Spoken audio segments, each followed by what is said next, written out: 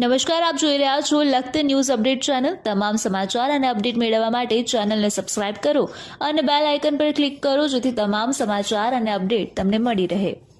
લખતર પોલીસની સરાહનીય કામગીરી। ખોવાઈ ગયેલ મોબાઈલ ગણતરીના કલાકમાં શોધી કાઢી મૂળ માલિકને પહોંચાડવાની તજવીજ હાથ ધરવામાં આવી। ઉગમના દરવાજા બહાર ધાર્મિક વિધિ કરવા આવેલ ભૂદેવનો મોબાઈલ પડી ગયો હતો। લખતર ઉગમના દરવાજા પર કુંભાશેરીમાં અમદાવાદથી ધાર્મિક વિધિ કરવા આવેલ ભૂદેવનો મોબાઈલ શરત ચૂકતી પડી ગયો। તેઓ લખતર બસ સ્ટેન્ડ પહોંચ્યા ત્યારે તેમને ખબર પડી હતી કે તેમનો મોબાઈલ ક્યાંક પડી ગયો છે।